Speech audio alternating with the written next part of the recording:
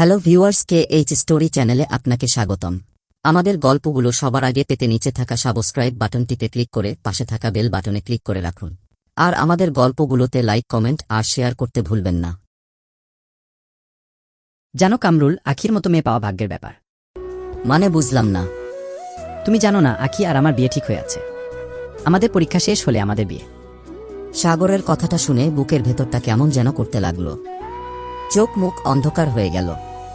জানতাম এমন কিছু হবে, কিন্তু এত তাড়াতাড়ি হবে তা বুঝতে পারিনি। খুব খারাপ লাগছিল।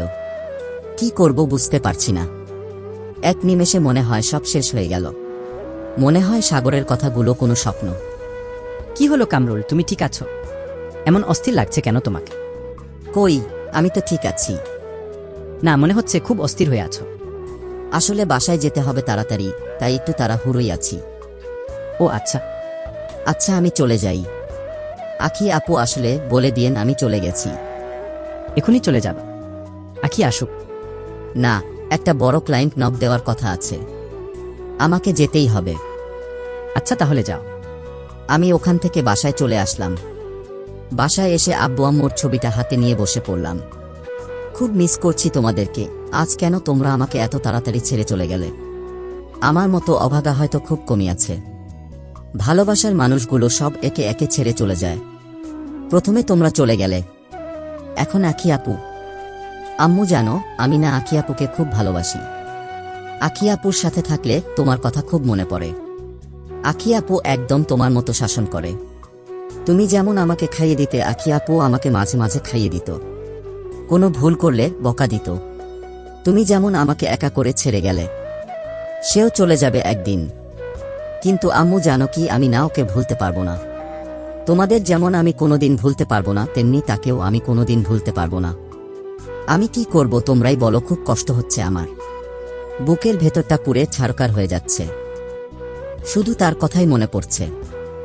আব্বু আম্মুর ছবি জড়িয়ে ধরে কান্না করতে করতে ঘুমিয়ে পড়লাম। মাঝরাতে ঘুম ভাঙল। ঘুম ভাঙার পরে মনে হলো ঘটে যাওয়া ঘটনাগুলো স্বপ্ন ছিল, কিন্তু পরে বুঝতে পারলাম কিছুই মিথ্যে না, শুধু আজ আমার ভালোবাসাটা মিথ্যে হয়ে গেল। চাপা পড়ে গেল কষ্টের ভাঁজে। ঘুম থেকে উঠে যখন বুঝতে পারেন যে প্রিয় মানুষটা আর আপনার জীবনের অংশ হবে না, তখন যন্ত্রণার সীমানা থাকে না। সিগারেটের প্যাকেটটা নিয়ে জানালার পাশে গিয়ে বসলাম। আজ চাঁদের আলোটাও কেমন যেন ফ্যাকাশে মনে হচ্ছে। যে করেই হোক এই কষ্ট থেকে আমাকে সামলে উঠতে হবে। জীবনে অনেক কষ্ট পেয়েছি, আর কষ্ট নিতে পারছি না। সিগারেট ধরিয়ে বসে রইলাম। একসময় লক্ষ্য করলাম সিগারেটের ফিল্টারটা ভিজে গেছে। তারপর চোখে হাত দিয়ে দেখি চোখ দিয়ে পানি পড়ছে।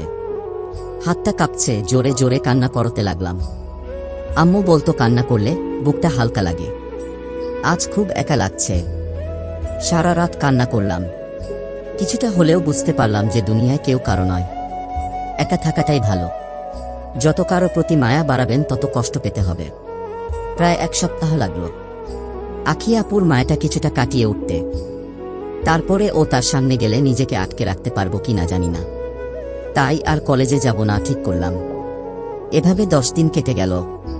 ফোনটাও অফ করে রেখে দিচ্ছি যাতে কেউ ফোন দিতে পারে না। এখনো রাতে ঘুমাতে পারি না, তাই ঘুমের ওষুধ কিনে রাখছি। ঘুমের ওষুধ খেয়ে রাতটা পার হয়ে যায়, আর দিনের বেলা সিগারেট তো আছেই। এই 10 দিনে সিগারেট খাওয়াটা একটু বেড়ে গেছে। সকালে ঘুম থেকে উঠে একটা সিগারেট ধরিয়ে সেটা শেষ করে ব্রাশ করে বাইরে বের হলাম। নাস্তা করে বাসায় গেলাম, গিয়ে কাজ করতে লাগলাম। এই 10 দিনে কাজ একদম করা হয়নি।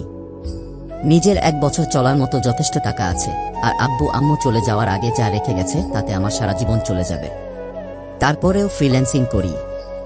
সিগারেট খেতে খেতে কাজ করতে লাগলাম। একটু পর দরজায় কে যেন বেল বাজালো। দরজা খুলে দিতেই সামনে দেখি আখি আপু দাঁড়িয়ে। হাত উঠালো মারার জন্য, তারপর কি যেন ভেবে হাতটা নামিয়ে নিল। চোখের নিচে কালো দাগ পড়ে গেছে। কেমন আছিস? ভালো, তুমি? ভালো। কেমন শুকিয়ে গেছিস, খাওয়া দাওয়া করিস না? আসলে কাজের চাপে খাওয়ার কথা মনেই থাকে না। ও, আমি তো ভাবছিলাম। কি ভাবছিলা? কিছু না, ভিতরে আসতে বলবি না? হ্যাঁ, আসো। আখি আপু ভিতরে এসে চারদিকে তাকালো। এটা বাসা নাকি সিগারেটের দোকান? যেখানে সেখানে সিগারেটের প্যাকেট আর এত গন্ধ কেন? আসলে অনেক দিন ধরে পরিষ্কার করা হয়নি। ও, আজকেই এগুলো ছাপ করব, চল। কি বলছো আপু? তোমার হবু বর দেখলে আমাকে মেরে ফেলবে। হবু বর মানে? সাগর ভাই আমাকে সব বলেছে, যে তোমাদের বিয়ে ঠিক হয়ে আছে। তুই কথাটা শুনে খুব খুশি হয়েছিস, তাই না? অবশ্যই। কাজের চাপে তোমাকে শুভেচ্ছা জানানোর কথা মনেই নেই। এখন বলছি অনেক অনেক শুভেচ্ছা। সাগর ভাইয়ের মতো একজন মানুষ জীবন সাথী হিসেবে পাওয়া খুব ভাগ্যের ব্যাপার। হ্যাঁ, চল আমার সাথে আজ কলেজে যাবি। আমি কলেজে গিয়ে কি করব?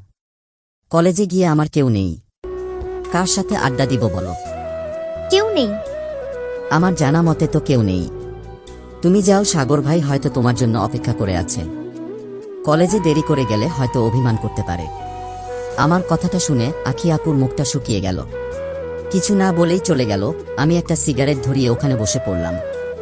মাথাটা খুব ব্যথা করছে। সন্ধ্যার দিকে ব্রিজে গিয়ে বসলাম। ব্রিজের রেলিং এ বসে আছি। তখন সামনের দিক থেকে কেউ একজন ডাক দিল। গাড়ি চলাচল করায় ভালোভাবে দেখতে পারছিলাম না। গাড়িগুলো সরে যাওয়ার পর দেখলাম একটা মেয়ে আমার দিকে আসছে। কেমন আছো? ভালো, কিন্তু আপনাকে চিনলাম না। কিন্তু আমি তোমাকে চিনি। কেমন করে? তুমি আমার ক্লাসমেট, তোমাকে চিনব না। ও, কিন্তু আমি আপনাকে চিনলাম না। আমি সাথী।